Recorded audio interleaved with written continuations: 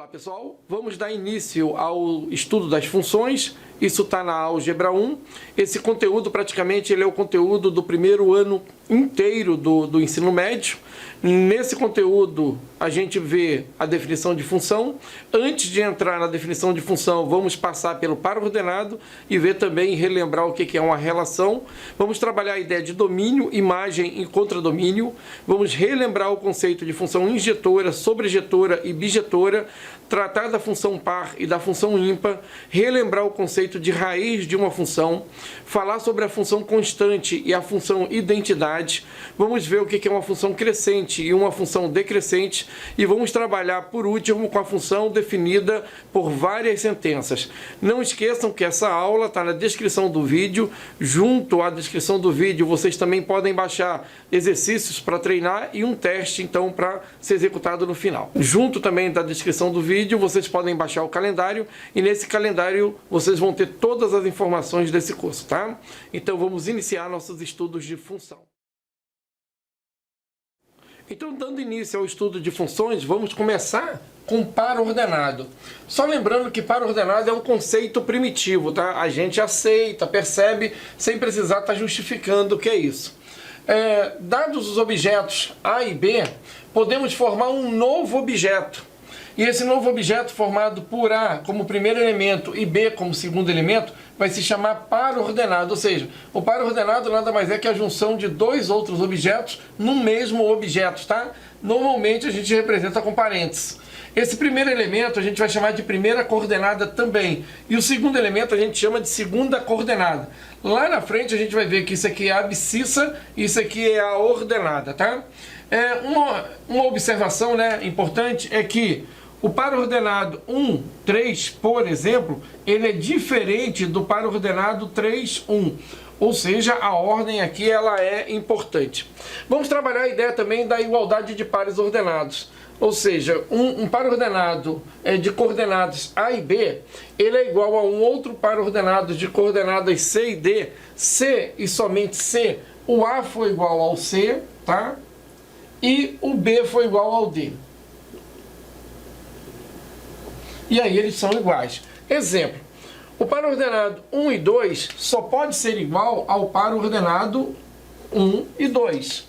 Se eu tenho um par ordenado de coordenadas x e y, ele vai ser idêntico ao par ordenado de coordenadas menos 3 e 2, se e somente se o x for igual ao menos 3 e o y for igual ao 2.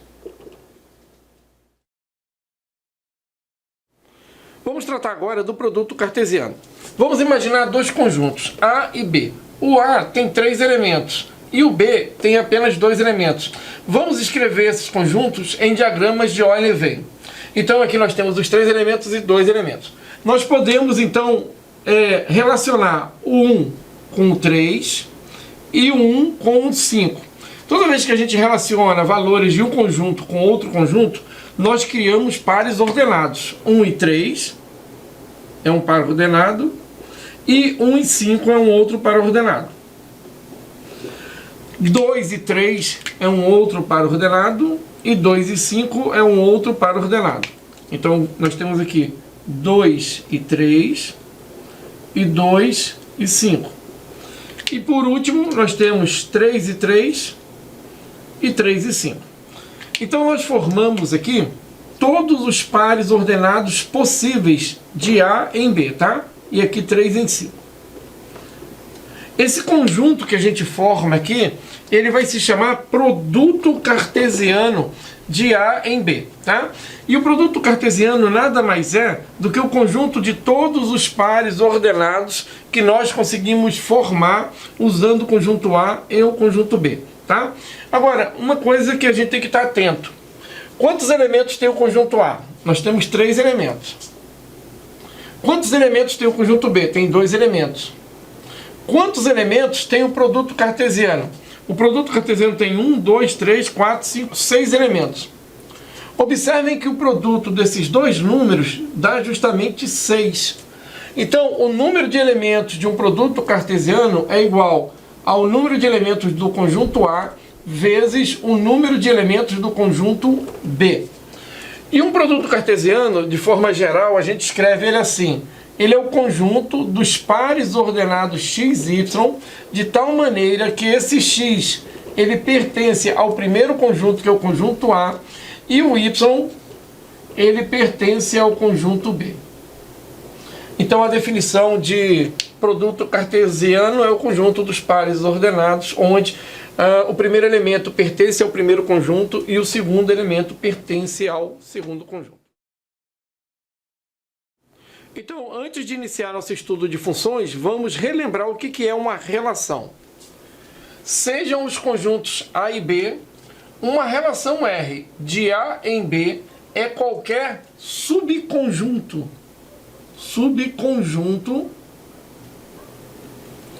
do produto cartesiano A vezes B.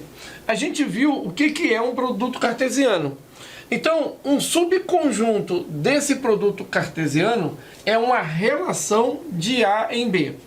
Um exemplo, se A é um conjunto com 3 elementos e B é um conjunto com 2 elementos, podemos ter como relações as seguintes ideias, algumas delas. Por exemplo, a gente pode ter aqui o 1 ligado com 4, podemos ter o 2 ligado com 5, e isso ser uma relação. Uma outra relação, o 1 com 5, o 3 com 4. Uma outra relação, 1 com 4, 2 com 5 e 3 com 4. Uma outra relação, o conjunto vazio. Agora, observe o seguinte, que o número de elementos de A vezes B, que é o produto cartesiano, é o produto do número de elementos de A vezes o número de elementos de B. Como A tem 3 elementos e B tem 2, então nós temos 6 elementos dentro desse conjunto, porque, querendo ou não, A vezes B é um conjunto, e esse conjunto então tem 6 elementos, que são os 6 pares ordenados que nós conseguimos montar a partir de A, atirando flechas em B. Agora vamos lá. O número de partes de A vezes B, ou seja, o número de subconjuntos que eu consigo tirar do produto cartesiano A vezes B. Bom, a gente lembra que o número de subconjuntos é dado por 2 elevado ao número de elementos do conjunto 6. Então, pessoal, nós conseguimos montar aqui 64 relações. Então, o número de relações que nós conseguimos montar com esses 2 conjuntos aqui é igual a 64 relações. Então, observe que bastante relação, né? A partir de um conjunto com tão poucos elementos. Vamos perceber agora o que é o domínio e a imagem de uma relação. Eu tenho aqui 2 conjuntos, A e B, e uma relação entre eles. Vamos unir o 1 com alguns elementos do outro lado e o 3 com alguns elementos do outro lado. Por exemplo, o 1, vamos lançar uma flecha aqui para o 5, e o 1 lançar uma flecha aqui para 7. O 3, vamos lançar uma flecha aqui para 6. E o 3, vamos lançar uma flecha aqui para 5. Então, vamos lá. O que é o domínio? O domínio a gente tira do conjunto A ou do conjunto que lança as flechas, e a gente vai tirar os elementos que lançaram flechas, tá? Os elementos que não lançam flechas, eles não fazem parte do domínio. Então, no caso aqui, a gente tem o 1 e o 3 como elementos do nosso domínio, tá? 1 e 3. Agora, a imagem são os elementos do conjunto B, do outro conjunto, aquele que recebe as flechas, e são aqueles elementos que receberam flechas. Então, eu tenho aqui o 5, 6 e o 7. Vamos a um outro exemplo. O número 1, ele lança uma flecha para o 4, o número 1 ele lança uma flecha para o 5, e o número 1 lança uma flecha aqui no 7. Qual é o domínio dessa relação de A em B? O domínio ele é constituído dos elementos do conjunto A que lançaram flechas, no caso aqui somente o 1. E o conjunto imagem ele é constituído dos elementos do conjunto B que receberam flechas, no caso aqui o 4, o 5 e o 7. Então sempre, pessoal, o domínio vai conter os elementos que lançam flechas, tá? E a imagem são os elementos do outro conjunto que recebem flechas.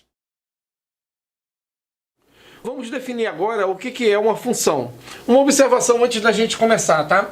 Praticamente toda a matemática tem raízes nas funções, então é um assunto muito importante dentro do estudo da matemática, tá? Observação 2. Função, ela é um tipo especial de relação. A gente viu que é uma relação e a função é um tipo especial. Mas como é que a gente percebe isso? Vamos a um exemplo. Sejam A um conjunto de 3 elementos e B um conjunto aqui de 6 elementos, tá? E vamos montar essas duas relações. A relação 1, aonde os pares ordenados, eles são constituídos a partir dessa lei, onde o y, que é o segundo conjunto, é igual aos elementos do primeiro conjunto menos 1, e a relação 2, que também é o conjunto dos pares ordenados, formados a partir dessa lei, onde o y é o elemento do segundo conjunto e o x é o elemento do primeiro conjunto. Então vamos lá. R1 aqui, vamos trabalhar a ideia então do y é igual a x menos 1 aqui, ó. Y é igual a x menos 1. Então vamos pegar 1, substituir no lugar do x, 1 menos 1 dá 0, então o y é 0. Então o 1 tem imagem 0. O 2 coloca no lugar do x, 2 menos 1 dá 1, então o 2 tem imagem 1. 3 coloca no lugar do x, 3 menos 1 dá 2, então o 3 tem imagem 2. Observem que o domínio dessa primeira relação, esse domínio é composto pelos elementos 1, 2 e 3, que são os elementos que lançaram flechas ali no conjunto B. E a imagem é composta pelos elementos 0, 1 e 2, que foram os elementos que receberam flecha. Agora vamos na relação 2. A relação 2, daqui para lá, a gente tem que pegar o y igual a x ao quadrado. Então vamos pegar o x1, elevar ao quadrado vai dar 1, então esse 1 aqui, está enxergando o 1 aqui. 2 ao quadrado vai dar 4, então esse 2 ele está vendo o 4. 3 ao quadrado dá 9, não tem 9 aqui, então o 3 não lança flecha. O domínio dessa segunda relação é dado pelos elementos 1 e 2, é o conjunto de elementos 1 e 2. E a imagem é o conjunto formado pelos elementos 1 e 4. Agora observem o seguinte, que nessa relação todos os elementos eles lançaram flechas e lançaram apenas uma flecha. E nessa segunda relação, os elementos, alguns lançaram flechas, mas um deles não lançou flecha. Uma função, ela se caracteriza pela primeira ideia, ou seja, a gente olha no conjunto A e verifica se todos os elementos eles lançaram flechas na direção do conjunto B. E cada elemento de A só pode lançar uma flecha. Então, uma relação é uma função de A em B quando todo elemento do conjunto A corresponde a um único elemento e só um elemento de B, tá? Então uma relação ela vai ser uma função quando todo o elemento de A ele lança uma e somente uma flecha na direção de B, tá, pessoal? Então a ideia de função está só no conjunto A, tá? A gente não precisa olhar no conjunto B para definir uma função, a gente define a função no conjunto A. Então vamos lá, a relação número 1 ela é composta pelos pares ordenados 1 e 0, 2 e 1 e 3 e 2. Observem que 1, 2 e 3, eles formam ali o início do par ordenado, ó. Eles aparecem apenas uma vez e a quantidade de pares ordenados depende da quantidade de elementos então do conjunto A. Então se eu tenho 3 elementos aqui, para ser uma função eu vou ter 3 pares ordenados e todos os elementos do conjunto A vão aparecer iniciando esses pares ordenados apenas uma vez, tá? Então, somente quando cada x de A aparece como primeira coordenada em 1 e somente um par ordenado de R1, é que a gente vai ter então uma função de A em B. Ainda da função, vamos ver o domínio, o contradomínio e o conjunto imagem. Aqui nós temos um conjunto A, um conjunto B e uma função relacionando A com B. A gente percebe que os elementos de A, todos eles lançaram flechas e todos eles lançaram somente uma flecha. E a gente pode perceber que os elementos que receberam flechas são os elementos 0 e 1. Bom, o domínio ele é composto pelos elementos que lançam flechas e que lançaram flechas, tá? Então, no caso aqui, 1, 2 e 3, eles vão compor o domínio. O contradomínio ele é composto pelos elementos que estão no conjunto B, todos. Então, 0, 1, 2 e 3. E o conjunto imagem ele é formado pelos elementos do conjunto B que receberam flecha. No caso aqui, o 0 e 1. As notações que nós utilizamos nas funções são as seguintes. Eu tenho f, uma função de A lançando flechas em B. Esse conjunto aqui ele é conhecido então como domínio da função. E esse conjunto aqui ele é o contradomínio da função. Ou então a gente pode fazer a notação de função assim, né? A, uma função em B, tá? De novo aqui é o domínio dessa função. E o B, então, é o contradomínio dessa função. Vamos perceber quando é que duas funções elas são iguais. As funções f de A em B e a função g de C e D são iguais, ou seja, f é igual a g, se e somente se acontecer isso aqui, ó. O A for igual ao C, ou seja, o domínio de uma for igual ao domínio da outra. O B for igual ao D, ou seja, o contradomínio de uma for igual ao contradomínio da outra. E ainda, a imagem de f para qualquer x tem que ser igual à imagem de g para qualquer x que pertença ao conjunto A, que logicamente pertence ao conjunto C, que pertença ao conjunto A. Então, duas funções elas serão iguais se os domínios forem iguais, os contradomínios forem iguais e qualquer valor que eu tome de A, jogue na função f e jogue na função g, as imagens são idênticas para qualquer valor de A. Um exemplo, nós temos aqui o conjunto A com 3 elementos e o conjunto B com 5 elementos e duas funções f e g. Percebam que as funções, a forma delas são bem diferentes, né? Agora veja bem, vemos que se a gente calcular o f de menos 1, o que é o f de menos 1? É pegar o menos 1 e jogar na função f. Se eu jogar menos 1 aqui vai dar 1. Observe que o f de menos 1 é igual ao g de menos 1. Vamos calcular o g de menos 1. Se eu colocar menos 1 aqui, vai dar 1, menos 4 vai dar menos 3. Colocar menos 1 aqui vai dar menos 1, menos 2 vai dar menos 3. E menos 3 dividido por menos 3 vai dar 1, que é o mesmo resultado que a gente encontrou aqui, ó. Menos 1 mais 2 dá 1. E 1 é igual a 1. Então, a imagem de menos 1 para f é igual à imagem de menos 1 para g. Verifiquem que f de 0, se eu colocar 0 aqui, vai dar 2. Se a gente colocar 0 na g, vai dar 0 aqui e 0 aqui. Vai ficar menos 4 por menos 2 também vai dar 2. Então, o f de 0 é igual ao g de 0. F de 1. Se a gente colocar 1 aqui, vai dar 3. Se a gente colocar 1 aqui, vai dar menos 4, mais 1, menos 3. 1 menos 2 vai dar menos 1. Então, menos 3 dividido por menos 1 vai dar 3. 1 dá 3 aqui, e colocando 1 lá em cima também dá 3. Então, f de 1 é igual a g de 1. Então, todos os valores do conjunto A, quando a gente joga nas duas funções, a gente tem as mesmas imagens. Logo, a função f é igual à função g. Pessoal, uma coisa que tem que ficar bem clara é que uma função é igual a outra num determinado conjunto A. Tá? Não necessariamente em todo o domínio de uma das funções. Isso pode acontecer em todo o domínio, sim. Mas a gente tem que ficar bem atento que duas funções elas vão ser iguais naquele conjunto A dado. A gente tem que estar de olho no conjunto A, tá bom? Vamos entender agora o que é uma função crescente e uma função decrescente. Aqui a gente tem um gráfico de uma função crescente.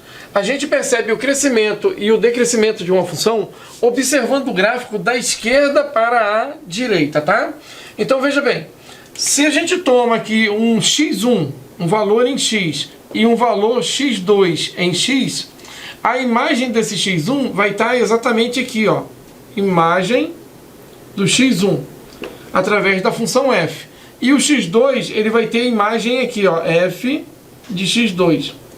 Observe o seguinte, uma função ela vai ser crescente em um determinado intervalo, porque muitas vezes a gente tem uma função que cresce e decresce, a parábola, por exemplo, ela cresce e decresce em alguns intervalos. Esse intervalo sendo um subconjunto do domínio da função, se e somente se a função vai ser crescente, para todo x1, x2, daquele intervalo i que a gente está tomando, tem-se o seguinte: se o x1 é menor do que o x2, olha, x1 ele é menor do que o x2, isso implica que se a função ela é crescente, a imagem do x1 está abaixo da imagem do x2, ou seja, a imagem do x1 é menor que a imagem do x2. Quando isso aqui acontece, então a gente tem uma função crescente. Para qualquer x1 e x2 de um determinado intervalo, a gente está analisando um determinado intervalo, tá? Não toda a função, mas um determinado intervalo. Por exemplo, uma função é decrescente quando? Quando a gente pega um x1, tá? E um x2, esse x1 menor do que o x2, tá? E a gente analisa aqui, ó, aqui está a imagem do x2 e aqui em cima está a imagem do x1. Então, se a gente toma o x1 menor do que o x2, o f de x2 vai ser menor que o f de x1. Então, uma função ela é decrescente em um determinado intervalo, sendo esse intervalo um subconjunto do domínio daquela função, se e somente se, para todo x1, x2 que a gente tome naquele intervalo, nós vamos ter o seguinte: x1 menor do que x2, isso implica que o f de x2 é menor que o f de x1. Observem que ocorreu uma mudança do sinal aqui para as imagens. Ó. x1 menor do que x2, a imagem do x2 passa a ser menor do que a imagem do x1. E nesse caso aqui, ó, x1 menor do que x2, a imagem do x1 ela é menor do que a imagem do x2. Então, pessoal, é isso que define uma função crescente ou decrescente num determinado intervalo, tá? Não necessariamente em todo o domínio da função. Vamos analisar agora o gráfico de uma função. Vamos observar esse primeiro gráfico aqui. A gente percebe que em vermelho aqui tem uma função de A até B. É uma função limitada, tá? A projeção do gráfico dessa função no eixo X gera essa sombra que está em vermelho aqui. Vamos chamar esse pontinho aqui de X de A. É a abscissa do ponto A. E esse aqui vamos chamar da abscissa do ponto B. Esse intervalo que está marcado em vermelho, ele vai ser o domínio da função f. Então a gente pode escrever que o domínio da função f ele é igual ao intervalo fechado xa até xb. Agora, a projeção desse gráfico no eixo y gera esse intervalo aqui que eu vou chamar de y do ponto A e aqui y do ponto B. Esse intervalo, então, é a imagem da função f. Então, a imagem dessa função é a projeção no eixo y do gráfico, tá? Então, a gente vai ter a leitura de baixo para cima, né? Aqui é YB, né? YA até YB. Agora, nesse outro gráfico aqui, vamos analisar raízes. Quando é que a função ela é positiva, quando a função ela é negativa, quando a função ela está crescendo ou quando ela está decrescendo, tá? Então lá, raízes são os locais que o gráfico corta o eixo X, tá? Então aqui nós temos como raízes o A, o C e o E. Então o local que o gráfico corta o eixo X a gente chama de raiz. A função ela é positiva quando ela está acima do eixo X. Então a função f, no caso essa aqui é a nossa função f, ela vai ser maior do que zero acima do eixo X. E a nossa função f, ela vai ser menor do que zero quando ela estiver, o gráfico estiver abaixo do eixo X. Então vamos lá, quais são os intervalos que o gráfico está acima do eixo X? A gente percebe que do A até o C, a gente está acima do eixo X. No intervalo aberto A até C. É aberto porque não tem o igual aqui, tá? união, ela também vai estar acima do eixo x depois que ela passar do e até o mais infinito. A nossa função ela é negativa, ou seja, ela está abaixo do eixo x quando a gente estiver antes do a, então é do menos infinito até o a aberto, porque não tem o igual aqui. União, ela vai estar abaixo também de c até e. De c até e. Agora, ela vai ser crescente quando a gente percebe que o gráfico está subindo, né? Então, da esquerda para a direita, o crescimento dela se dá do menos infinito até o b. Então, ela é crescente do menos infinito até o b. Nesse caso, vai ser fechado, tá? Se ele diz estritamente crescente, aí a gente deixa o b aberto, porque é o local que tem lá o vértice, né? Aqui vamos chamar de vértice 1 e esse aqui vamos chamar de vértice 2. Então, até o b fechado, união, né? Aonde que ela é crescente? Então, aqui ela está decrescendo e aqui ela é crescente de novo, do d até o infinito.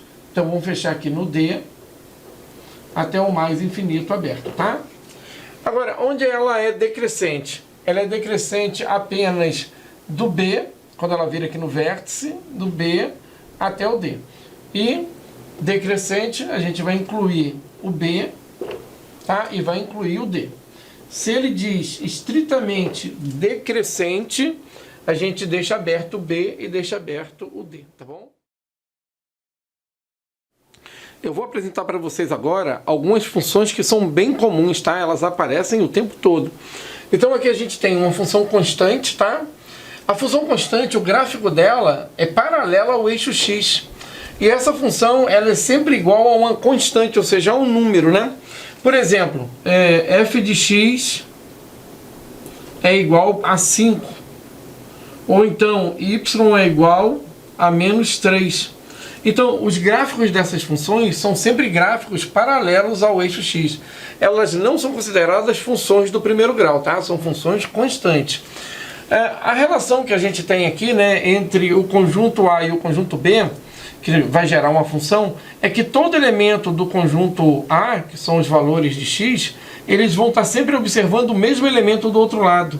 Então, aqui a gente está vendo aquele ponto, aqui o mesmo ponto, aqui o mesmo ponto, e aqui o mesmo ponto. Bom, agora vamos à função identidade. A função identidade ela é muito importante. A lei dela é y igual a x, né? Ou então aparece assim às vezes, ou aparece y menos x é igual a 0, puxa o x para o lado de cá. E essa função, a característica dela é que ela forma um ângulo de 45 graus aqui com o eixo x medido a partir do eixo x no sentido anti-horário, tá? 45 graus. E todo ponto dessa função, qualquer ponto que a gente tome, ele tem as mesmas coordenadas. Então a gente pode generalizar para A e A. Vamos verificar agora quando é que uma função é sobrejetora, injetora e bijetora. Então vamos iniciar pela sobrejetora. Seja f uma função de A em B. F vai ser sobrejetora, C e somente C, a imagem de F for o próprio conjunto B, ou seja, o contradomínio. Então a gente tem o seguinte, f ela é uma função sobrejetora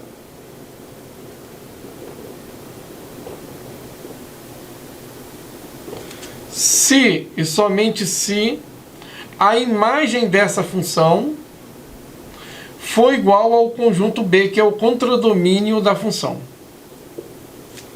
Aqui nós temos dois conjuntos, o A e o B.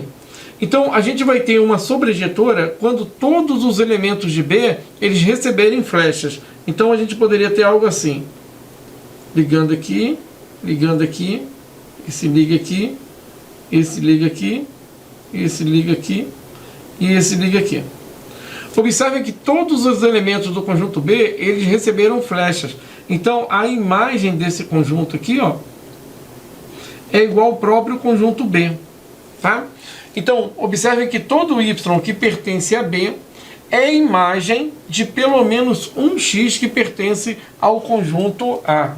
Observem ainda que o número de elementos do conjunto B, ele nunca vai ser maior do que o número de elementos do conjunto A. Então, o número de elementos do conjunto B, ele nunca vai ser maior, então vai ser sempre menor ou igual ao número de elementos do conjunto A. Porque se o conjunto B tiver mais elementos que o conjunto A, a gente nunca vai conseguir lançar flechas para todos eles, tá? Então fica atento a isso. O número de elementos do conjunto B é menor ou igual ao número de elementos do conjunto A. Agora vamos observar o gráfico. Quando é que a gente percebe que um gráfico é gráfico de uma função sobrejetora, tá? Então vamos lá. Observe que aqui a gente tem uma função de A em B. A é o domínio, tá em verde aqui, tá? É a projeção do gráfico no eixo X.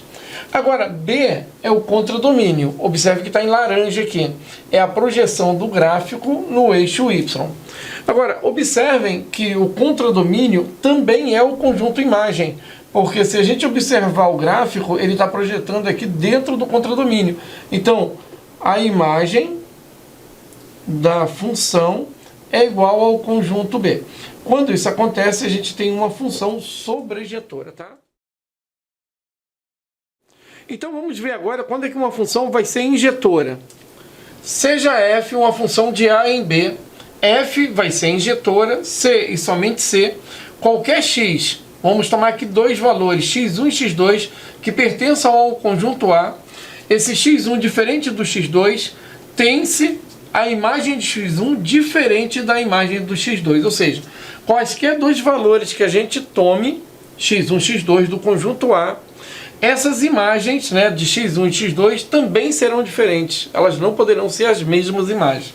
Então, de forma geral, uma função f, ela é injetora,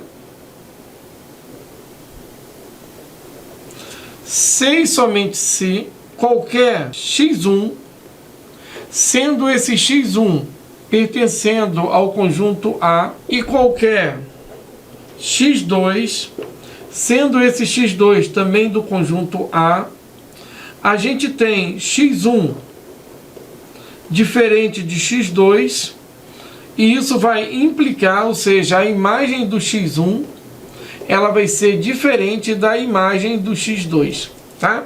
Então, quando isso acontecer, a gente vai ter uma função injetora. Aqui nós temos dois conjuntos, A e B. Para termos uma injetora aqui, esse elemento aqui, ele vai pegar um elemento do outro lado. Esse elemento aqui não pode mais pegar aquele, ele tem que pegar um outro elemento. Esse elemento do conjunto A, que é diferente dos anteriores, não pode pegar mais nenhum dos anteriores, tem que pegar um outro elemento. E esse elemento aqui, ele tem que pegar um outro elemento. Então, observem que uma função é injetora quando cada elemento do conjunto A ele toma apenas um elemento no conjunto B, e esses elementos do conjunto B não são mais imagens de nenhum outro elemento do conjunto A, apenas de um elemento do conjunto A. Então, em cada elemento de B, chega no máximo uma flecha. Observem também que para que ocorra uma injetora, o número de elementos de B ele tem que ser maior que o número de elementos de A ou igual. Então, o número de elementos de B, nesse caso aqui, tem que ser maior ou igual que o número de elementos de A. Agora, olhando para um gráfico, como é que a gente percebe que ele é gráfico de uma função injetora? É bem simples. A gente pega retas paralelas ao eixo X e traça cortando o gráfico. Essas retas paralelas ao eixo X tem que cortar aquele gráfico em apenas um ponto. Tá? Então, para ser gráfico de uma função injetora, essas linhas horizontais têm que tocar o gráfico em apenas um ponto. Vamos verificar quando é que uma função ela é bijetora. Seja f uma função de A em B. F vai ser bijetora se e somente se f é sobrejetora e f é injetora. Então, para a gente ter uma função bijetora, a gente precisa ter uma sobrejetora e precisa ter uma injetora ao mesmo tempo. Observem aqui os conjuntos A e B, onde a gente tem uma função de A em B. O primeiro elemento, ele tem que escolher um elemento do outro lado. Bom, para ser injetora, esse próximo elemento não pode escolher o mesmo, então ele tem que escolher um outro. Para continuar sendo injetora, eu não posso escolher esses elementos já escolhidos, tenho que escolher um outro. E, por último, agora observe, ela é injetora, é 1 para 1. E ela é sobrejetora, porque esse conjunto aqui B, ele passa a ser a imagem da função f, que é igual ao contradomínio ou ao conjunto B. Então ela é sobrejetora. Nesse caso, então, ela é injetora e sobrejetora.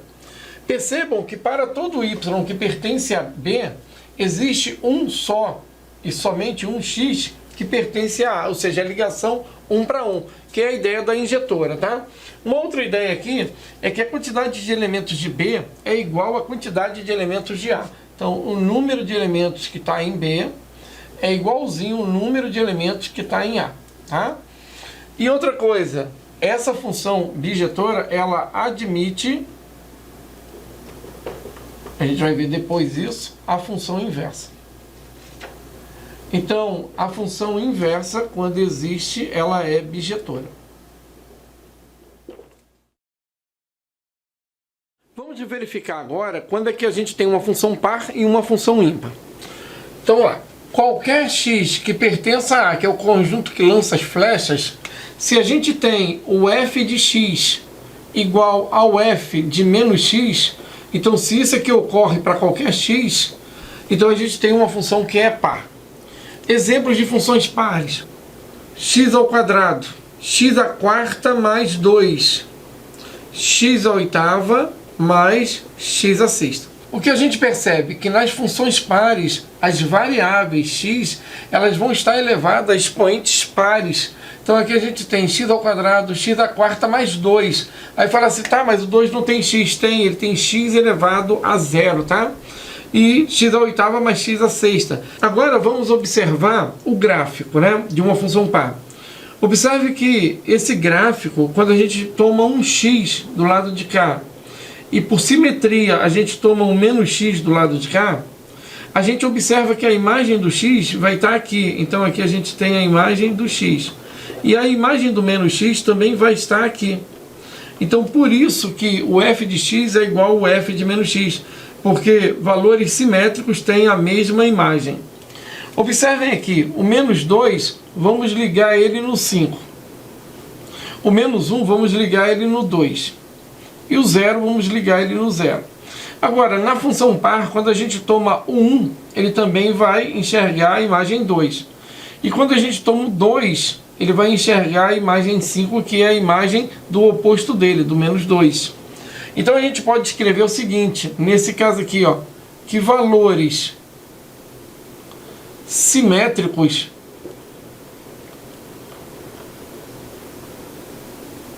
de A tem a mesma imagem. Então, na função par, valores simétricos do conjunto A têm a mesma imagem. Ó, menos 2 e 2 tem 5 como imagem. Menos 1 e 1 tem 2 como imagem, tá? Agora vamos passar para a função ímpar. A gente tem uma função ímpar quando a gente toma qualquer x que pertença ao conjunto A e a gente vai ter a imagem da função para x igual a menos a imagem de menos x. Então tem que ocorrer isso aqui, ó.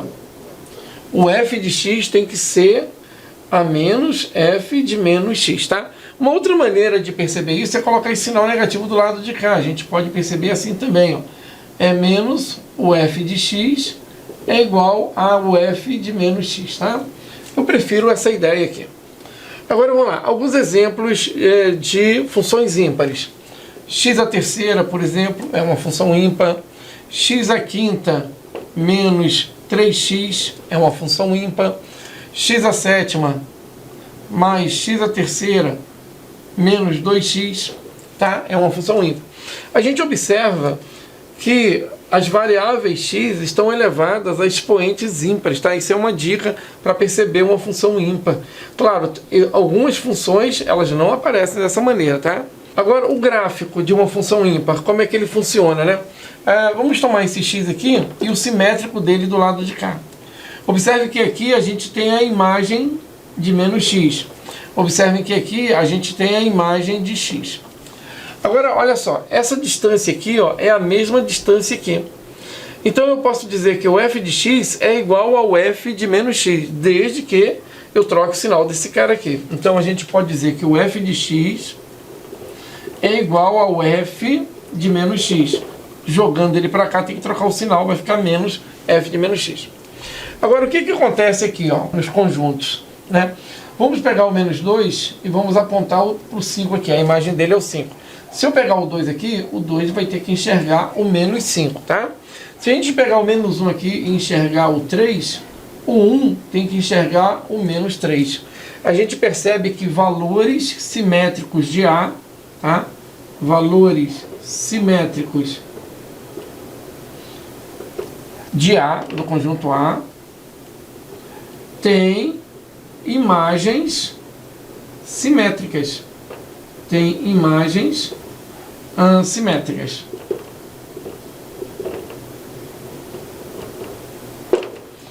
Tá? Então é isso que diferencia a função par da função ímpar. Tá? Na função par, o f de x é igual ao f de menos x, e na função ímpar a gente só coloca esse negativo a mais, tá? Então é praticamente a mesma coisa, só que o negativo ele entra aqui, ó, na frente do f de menos x. Mais algumas observações da função par e da função ímpar, tá? Por exemplo, se f e f1 são duas funções pares e g e g1 são funções ímpares, então a gente pode ter o seguinte: se a gente somar a função f mais a função f1, as duas são pares, tá? O que a gente vai obter aqui é uma função par, tá? Função par. Então, quando a gente soma duas funções pares, o resultado é uma função par. Se a gente soma duas funções ímpares, g mais g1, a gente vai obter uma função ímpar. Função ímpar. Agora, quando a gente multiplica uma função par por outra função par, quer dizer, f por f1, estou multiplicando as duas, a gente vai ter uma função par. E quando a gente multiplica duas funções ímpares, tá? G vezes g1, a gente vai ter uma função par. Então, se a gente soma, a gente vai ter uma função par. Se a gente soma duas ímpares, a gente vai ter uma ímpar. Se a gente multiplica duas pares ou multiplica duas ímpares, a gente vai ter função par. Alguns exemplos aqui para a gente poder perceber. Então, f é uma função par. Vamos chamar de x ao quadrado, tá? F de 1 também é uma função par. A gente pode chamar de x à quarta, por exemplo. Se a gente somar f mais f1, então a gente vai somar x ao quadrado mais x à quarta. Observe que isso daqui é uma função par, tá? Agora, g é uma função ímpar. Vamos pegar x à terceira. G1 também é uma função ímpar. Vamos pegar x. Se a gente somar essas duas ideias aqui, a gente vai ter x à terceira mais x. E isso é uma função ímpar, tá? Aqui agora a gente tem de novo, podemos pegar x ao quadrado e x à quarta. Só que agora nós vamos multiplicar f e f de 1. Então a gente vai ter x ao quadrado vezes x à quarta. Isso aqui vai dar x, 4 mais 2, 6. Isso é uma função par, tá? E agora g é uma função ímpar. Vamos pegar x à terceira. G1, vamos pegar o x. Se a gente multiplicar g vezes g1, a gente vai multiplicar x à terceira vezes x. Isso vai dar x à quarta, tá? Então, esses exemplos aqui, bem simples para poder entender. Mas tem uma maneira mais técnica da gente poder perceber isso aqui, tá bom? Vamos ver agora uma função quando ela é definida por várias sentenças. Uma função ela é definida por mais de uma sentença quando cada uma delas, essas sentenças, está associada a um subdomínio D1, D2, Dn. E onde a união desses subdomínios vai dar o domínio D, que é o domínio da função, tá? Cada domínio que a gente percebe nessa função é um subconjunto do domínio da função. Aqui tem um exemplo, tá? Aqui a gente tem uma função f, e essa função ela é definida por três sentenças. Uma, duas, três sentenças. Cada sentença tem o seu subdomínio. Observem que esses subdomínios são subconjuntos do domínio da função. Então aqui a gente tem o subdomínio 1, aqui o subdomínio 2 e aqui o subdomínio 3. Uma outra ideia que é bem interessante, é que esses subdomínios, eles não têm elementos comuns. Então, se aqui é menor que 0, aqui tem que ser maior ou igual a 0. Se aqui é menor que 2, aqui tem que ser maior ou igual a 2. E se você unir todos esses subdomínios, a gente vai ter que descobrir o domínio D da função, tá? O gráfico de uma função desse tipo é um gráfico parecido com esse. Para cada sentença, a gente desenha uma parte do gráfico, tá? Por exemplo, aqui, x menor do que 0. Se o 0 está aqui, x menor que 0 está nessa direção. Então, x menor do que 0. Então, a gente está vendo aqui o 1. Está aqui a função constante que está em verde, que é 1.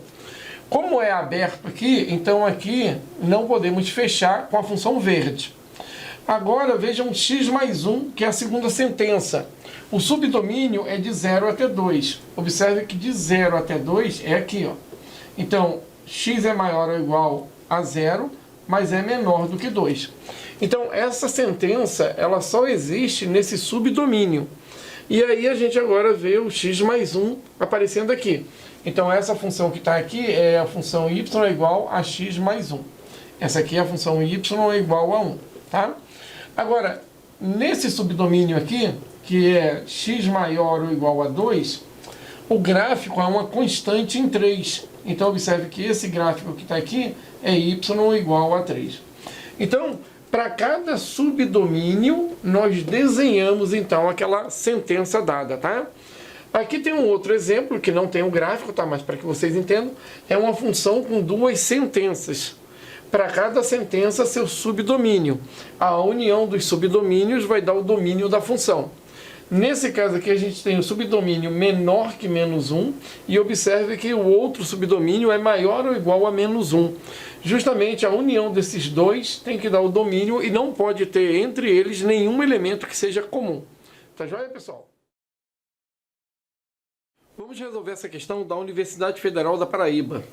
Sejam A igual aos valores de x que são reais, tal que x esteja entre 0 e 2, tá? E o conjunto B é o conjunto dos x reais, de tal maneira que esse x esteja entre 0 e 3. Quantos pares ordenados, cujas coordenadas são todas inteiras, existem no produto cartesiano A vezes B? Então, ele quer saber quantos elementos tem no produto cartesiano A vezes B. Pessoal, então vamos lá. Para descobrir isso daqui, a gente precisa saber quantos elementos tem no A e multiplicar pela quantidade de elementos que tem no B. Como ele está falando em elementos inteiros, então vamos pegar o conjunto A e vamos tirar todos os números inteiros do conjunto A. Então o 0 é um número inteiro, o 1 e também o 2. Então o conjunto A, ele tem 3 elementos, tá? E a gente vai jogar isso aqui. Agora, o conjunto B, ele tem o 0, o 1, o 2 e o 3. Observem que o conjunto B, ele tem 4 elementos. O número de elementos do produto cartesiano é o produto 3 vezes 4. Então, nós vamos ter 12 pares ordenados dentro do produto cartesiano A vezes B. Então vamos resolver essa questão da Unifei. O domínio da função real, h de x é igual a raiz quadrada de x menos 1, que multiplica raiz quadrada de 3 menos x, é representado pelo intervalo, e aí tem que analisar. Pessoal, os casos mais comuns de estudo de domínio são esses aqui, ó. Então, quando a gente trabalha com domínio de uma função, normalmente os problemas mais comuns são esses aqui, ó. Primeiro, a gente tem uma função aonde tem variável no denominador, tá? Então, por exemplo, x mais 2. E aí a gente não pode ter 0 aqui embaixo. Então, esse é um clássico caso de domínio. A gente tem que fazer x mais 2 diferente de 0 e x, nesse caso, diferente de menos 2. Então, o domínio da função f são todos os reais menos o menos 2. Que se colocar menos 2 aqui embaixo vai dar 0, tá? Um outro caso de domínio é quando a gente tem uma função f de x e tem uma raiz, e essa raiz tem índice par. Então, dentro dela, dessa raiz, abaixo dela, né, a gente tem uma expressão qualquer do tipo x² menos 4. O que a gente tem que fazer? a gente sabe que x² menos 4 tem que ser maior ou igual a zero, tá? E aí é só resolver esse probleminha aqui. A gente tem uma inequação de segundo grau, tá? Então, quando a gente tiver uma raiz de índice par, o que tiver dentro da raiz tem que ser maior ou igual a zero. Um outro caso, que acontece bastante, é quando a gente tem uma função f de x, a gente tem uma fração, tá? E no denominador aparece uma raiz de índice par, tá? E ainda aparece uma variável dentro dessa raiz. E a gente tem que fazer análise disso aqui. Então, o domínio dessa função são todos os valores de x maiores do que zero. Porque tem que ser maior do que zero, né? E não pode ser o zero. Então, tem que ser apenas maior. E aí, essa aqui já é a solução desse problema aqui. O domínio, então, dessa função aqui, são todos os valores de x que pertencem aos reais, tal que x é maior do que zero, tá? Bom, resolvendo o nosso problema, então, o domínio da nossa função, já que as raízes são pares, nós temos que fazer separadamente isso aqui, ó. X menos 1 tem que ser maior ou igual a zero, né? E 3 menos x tem que ser maior ou igual a zero. Por que e? Porque o valor que serve aqui, ele também vai entrar aqui ao mesmo tempo. Então nós temos que pegar os valores comuns, tá? Por isso é e não ou. Então aqui a gente vai ter x maior ou igual a 1, e aqui a gente vai ter menos x maior ou igual a menos 3. Troca o sinal de todo mundo, x é menor ou igual a 3. Bom, aqui a gente tem um intervalo, vamos chamar de 1, e aqui tem um outro intervalo, vamos chamar de 2. Então a gente deveria fazer isso aqui, ó. Pega o intervalo 1, depois pega o intervalo 2, e como a gente tem que pegar os valores comuns, a gente tem que pegar o intervalo 1 em interseção com o intervalo 2, tá? Então aqui, x maior ou igual a 1. Então vamos marcar 1 aqui, ó. E tudo maior do que ele está para cá. X maior ou igual a 1. X menor ou igual a 3. Vamos marcar o 3 aqui. E tudo antes do 3. E agora vamos pegar a interseção. Então a gente vai pegar aqui o 1. E aqui a gente vai pegar o 3 como limite, tá? E tudo entre ele. Então, o domínio dessa função é um intervalo fechado de 1 até 3. E esse intervalo fechado de 1 até 3, a gente encontra na letra C. Então, resolvendo a questão, a função definida por f de x igual a menos 3x² menos x mais 4 de domínio intervalo menos 1/6 até o mais infinito e contradomínio R, tá aqui, ó, domínio e contradomínio, tá? Em que R representa o conjunto dos números reais, é tal que essa função aqui, ela é bijetora, ela é injetora e não sobrejetora, é sobrejetora e não injetora, não é injetora e não é sobrejetora. Pessoal, vamos lá. Isso aqui é uma função de segundo grau, né? Uma função de segundo grau tem como gráfico uma parábola. Uma parábola por si só, né? Se ela tem concavidade para cima ou para baixo, no caso aqui essa tem concavidade para baixo. Então, uma parábola, ela nunca vai ser injetora, tá? De cara ela não é injetora, só que tem um cuidado aí, tem um problema. Quando ele define um intervalo menor que os reais, ele faz um corte na parábola, ou seja, ela passa a existir só numa parte do eixo X. E nesse caso, ele pode cortar justamente ou no vértice, ou antes do vértice. E aí a parte que sobra, ela pode ser injetora, tá? Então a gente tem que tomar cuidado com isso em prova. Uma função de segundo grau, o gráfico dela naturalmente não é injetora, tá? Ela não é injetora. Mas a gente tem que tomar muito cuidado, porque às vezes ele faz o corte. Então nesse caso aqui ele fez um corte, ó. Ele disse que a função existe no eixo X do menos 1/6 até o mais infinito. A gente precisa perceber aonde está o X do vértice. Como é que a gente calcula o X do vértice, então, de uma expressão de segundo grau? A gente tem que pegar o menos B e dividir pelo 2A. Se a gente pega aqui o menos B, a gente vai pegar o menos 1. Então vai ficar menos 1 sobre 2 vezes A. Então vai ficar 2 menos 3. Observe que o X do vértice aqui é menos, menos, menos, então vai ficar menos. 1, 2 vezes 3, 6. Então, o x do vértice é menos 1/6. Então, ele fez o corte justamente no x do vértice. Bom, se menos 1/6 é onde vai passar o x do vértice, então o y do vértice vai dar a altura, né, máxima, porque tem concavidade voltada para baixo, então tem uma altura máxima. Para calcular essa altura máxima, ter uma ideia, é só substituir menos 1/6 na lei. Então, calculando aqui, ó, f de menos 1/6, para a gente descobrir aqui o y do vértice e perceber a altura máxima, né, dessa parábola, ficaria assim, menos 3, menos 1/6 elevado ao quadrado, menos 1/6, mais 4. Então, o y do vértice, né, vai ser menos 3 vezes 1/36 mais 1/6 mais 4. O y do vértice é igual, corta, dá menos 1/12, mais 1/6 mais 4. Tira o MMC é 12, 12/6 dá 12, 12 por 12 dá 1, menos 1 aqui em cima, 12 por 6 dá 2, mais 2, 12 por 1 dá 12, vezes 4, 48. Então o y do vértice, aqui só para a gente ter uma ideia, é 50 menos 1, 49 sobre 12. 49 sobre 12 é aproximadamente o número 4. Então o y do vértice dá mais ou menos 4.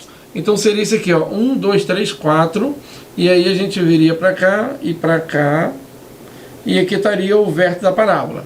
Como ela tem concavidade voltada para baixo, então ela vai ter raízes aqui, tá? Ela vai passar por aqui em algum lugar, e ela vai passar aqui em algum lugar.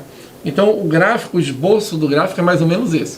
Mas observem que ele pega o domínio de menos 1/6 até o infinito. Menos 1/6 é daqui para lá, ó, até o infinito. Então esse é o intervalo menos 1/6 até o infinito positivo. Então essa parte do gráfico aqui não existe, ó. Aí só existe a parte do lado direito. Aí vem a ideia. Essa parte, ela é injetora? Aí a gente tem que fazer o que para perceber se é injetora? Passar linhas paralelas ao eixo x, ó. Se cortar o gráfico em apenas um ponto, então a gente tem o gráfico de uma função injetora. Então ela é injetora sim, tá? Agora ela passou a ser injetora. Agora a gente tem que ver se ela é sobrejetora. Para perceber se ela é sobrejetora, o contradomínio tem que ser a imagem da função. A imagem é a projeção do gráfico no eixo y.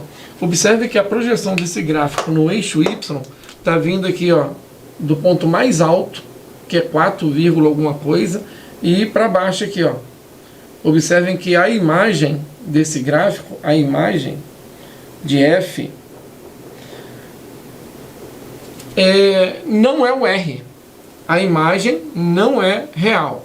Então, nesse caso, observem que a imagem da função é diferente do contradomínio. Contradomínios são os reais. Logo, não é sobrejetora, tá? Não é sobrejetora. Bom, se ela não é sobrejetora, ela é injetora e não é sobrejetora, ela não vai ser bijetora. Então, a alternativa correta aí, letra A, é bijetora? Não, ela não vai ser bijetora. B, é injetora? Sim, é injetora. E não é sobrejetora. Letra B. Então vamos resolver essa questão da UFMG. Observe o gráfico da função f. Aí aqui tem uma função f, né? A gente percebe que esse gráfico que está em vermelho aqui, ó, tem um ponto solto aqui, tá? Tem que tomar muito cuidado com isso em prova. Com base nesse gráfico, pode-se afirmar que vamos analisar todas as alternativas, tá? Letra A. F assume, a função assume valor máximo quando x é igual a c. Bom, a gente vai lá no eixo x, no c, e olha para o alto aqui. Ele está falando que o valor máximo está aqui no c. C é um valor máximo, mas não é o maior de todos os valores, né? Existe aqui em E um valor maior ainda, né? Então, no caso, não é x em C que dá o máximo, mas é x em E, considerando a linha vermelha, que vai dar um valor máximo aqui, tá? Então, essa tá falsa. A B. F assume valor mínimo em x pertencendo a... Então, o valor mínimo. Então, vamos lá. A gente percebe que o gráfico ele vai ser mínimo aqui no M, ele tem um ponto baixo, mas se a gente reparar aqui, ó, esse ponto ele é mais baixo ainda do que o M, né? Então, o valor mínimo dele vai ocorrer aqui entre D e E. E é justamente onde ele amarra aí, ó, entre D e E, fechado em D e aberto em E. Então a B, ela é verdadeira, tá? Agora vamos ver por que as demais estão falsas, né? O conjunto imagem de F é Y pertence aos reais, aonde X está variando de M até N. Bom, o conjunto imagem, pessoal, no caso aí esse X deve ser um Y, tá? Deve estar errado esse X. Então eu vou considerar sendo Y aí. E de M até N. Vamos ver. A imagem desse gráfico é a projeção dele no eixo Y. Então ele está dizendo que a imagem vai ser do M até o N. Ok, isso aqui é uma parte da imagem. Mas esse pontinho aqui, ó, ele está um pouco mais baixo. Ele não considerou essa parte aqui da imagem. Então a letra C está errada, tá? E corrigindo aí a C, no lugar desse X é um Y. D, o domínio dessa função são os valores de X de A até E. Então vamos verificar aqui, ó. Domínio é a projeção do gráfico no eixo X. Então a gente percebe que esse pontinho aqui, ele vai fechar no A. O gráfico todo, ele vai pegar essa parte aqui, ó. Estou colocando de azul. E vai até o E aberto, tá? Até o E aberto. Então ele diz que o domínio vai de A aberto. Então falso aqui, ó. O A, ele é menor ou igual a X e isso é menor que E. Esse é o domínio. Então a D está falsa por causa do igual aqui, somente por isso. Ah, ele colocou igual no E, né?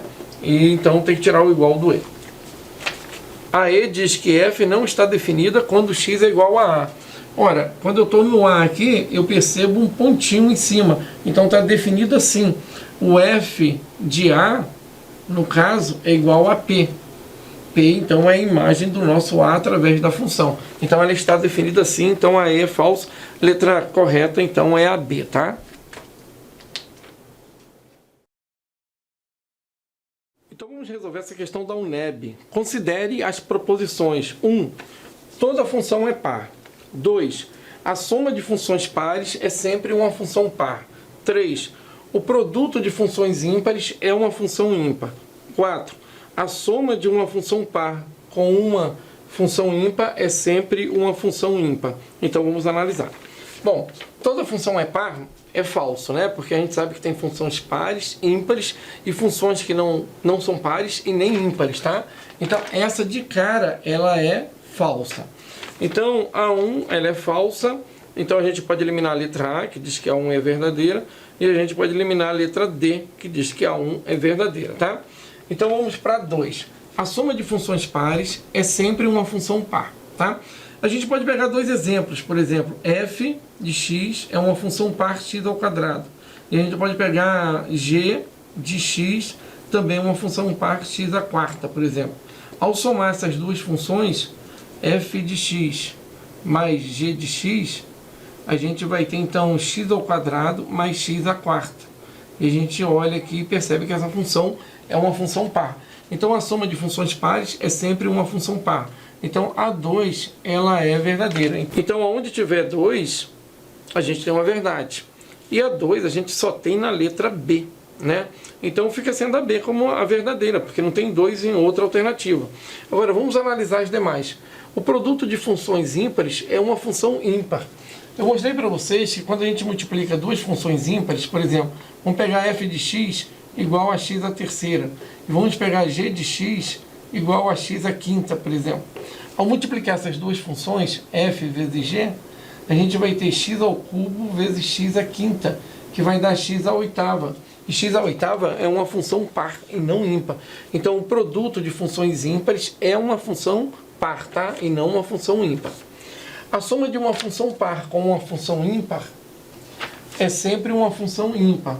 Não vai ser, né? Porque se eu tenho aqui uma f de x, que é uma função par, e tenho uma g de x, que é uma função ímpar, ao somar essas duas funções, f mais g, a gente vai ter x ao quadrado mais x ao cubo. No polinômio, quando a gente tem x elevado a expoente par, então aquela função ela nunca vai ser ímpar. Para a gente ter uma função ímpar, quando a gente trabalha com polinômios, todas as variáveis x devem estar elevadas a expoentes ímpares, tá? Nos polinômios. E nesse caso aqui a gente tem variável x elevado a expoente par e elevado a expoente ímpar. Então nesse caso a gente não tem nenhuma função par e nenhuma função ímpar, tá? Então sempre de olho nisso. Quando a gente trabalha com polinômios, uma função par é aquela que só tem x elevados a expoentes pares. E uma função ímpar é aquela que só tem variável x elevada a expoente ímpar, tá bom?